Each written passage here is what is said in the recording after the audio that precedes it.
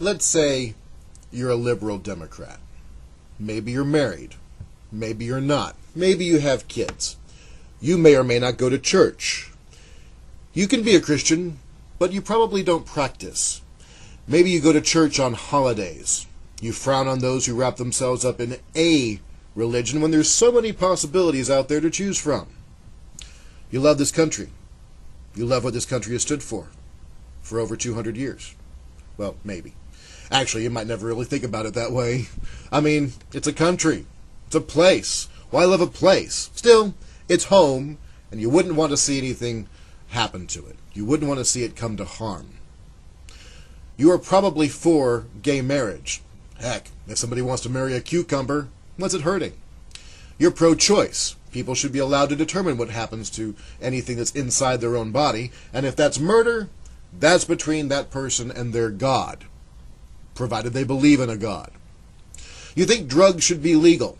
People should be allowed to kill themselves if they want to, and pretty much any law in which there's no victim, you think those laws are insipid and should be abolished. I mean, think of all the money we'd save. Court costs, incarceration. A guy in prison still costs the taxpayer daily room and board.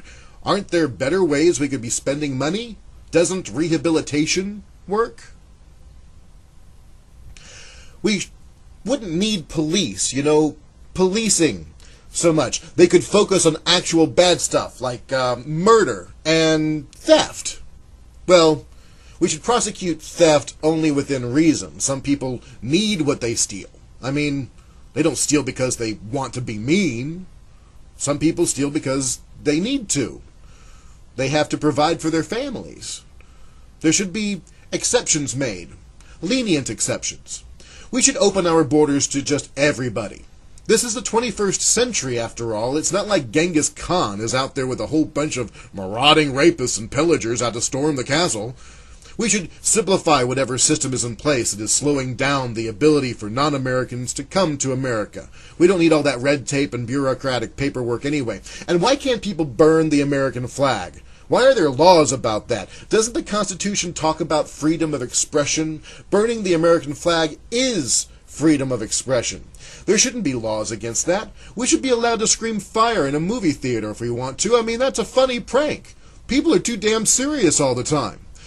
Why do we even need a country, really? Why do we need a government? All the government does is tell people what to do all the time. They make us pay taxes, and then they use those taxes to pay for a big behemoth monster of a bureaucracy that doesn't seem to get anything of any significance done. You don't need the government to tell you how to spend your money. You usually don't have enough money to cover your own expenses anyway. However, when you're down on your luck, you do need a government to give you a handout. What you really want is a government that tells the people who do have lots of money how to spend it. Because rich people spend their money in selfish ways, ways that only benefit them and people like them. They need to be coerced by a government into helping people like you. They should be coerced into supporting organizations and charities that help people in need. Because we all know the rich people aren't going to help the rest of society unless they're forced to do it. So you guess there's at least one good reason for a government, so long as they're not after your money and promise to get a higher percentage of the fat cat's money. They should start with socialized medicine. I mean, every human being should be kept healthy. Why wouldn't rich people want to save poor people from disease and pain? And why are there homeless? Why can't we just ensure that everyone has a roof over their head? In today's society, people have to pay for bottled water. But things that everyone needs, like food, water, clothing, shelter, these should be provided to everyone free of charge. And if we have to have a government, its job should be to make everyone happy, right? You want a government that supports the arts. You want a government that supports education. You want a government that encourages the mind and spirit. But you don't want to support a government that encourages commerce, because that only helps the big companies get bigger. If a company gets too big, that money that they make should be spent in ways that help everybody. You don't want a government that's big on defense because you hate war and bloodshed. You don't have the stomach for that, and everyone deserves to live even if for some reason they're mad at us. Usually when America gets involved with foreign countries, it always seems to turn out that we were picking on innocents that didn't need us bullying them. Sure, maybe there were some individuals in the country that were causing trouble, but why do we feel like we have to police the entire world?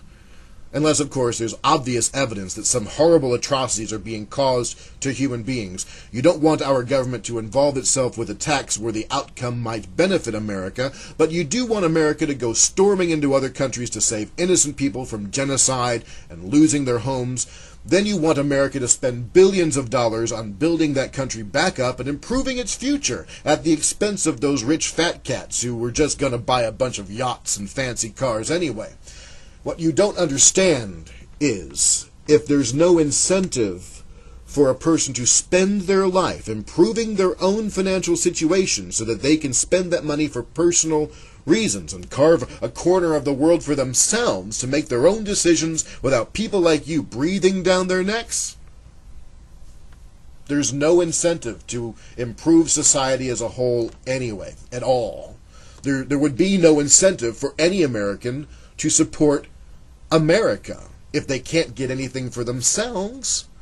If you had your way, there would be no America because there would be no reason for people to defend it, support it, or invest in it. In fact, that's happening already. There are so many restrictions to commerce in America because of environmental concerns, union requirements, fair employment practices, fair trade complexities, and restrictions on monopolies that many large companies are simply going overseas so they can get done what they need to get done in a timely manner for less money and fulfill the demands for their goods with a less expensively made supply. It's economics, stupid. The jobs are leaving America to go overseas because it's no longer beneficial for some large companies to do business in America at all. Why? Because of people like you who make these kinds of demands on their government. All the things you take for granted, the rules you whine about, the causes you support, the highways you use to drive from one resistance rally to another would all go away. Sometimes people need a little stability, a little order, a little structure, so they know the boundaries within a society. But if we made a smaller government, it wouldn't be able to keep the country's infrastructure going. And over time, everything that's been built up these past 2 centuries would erode away. Some argue that's happening already. You think you love this country. You love your mom. You love apple pie. You love baseball and football. Look, the Constitution talks about defending America's borders and shores against enemies, both foreign and domestic. I hate to break it to you. You are the enemy.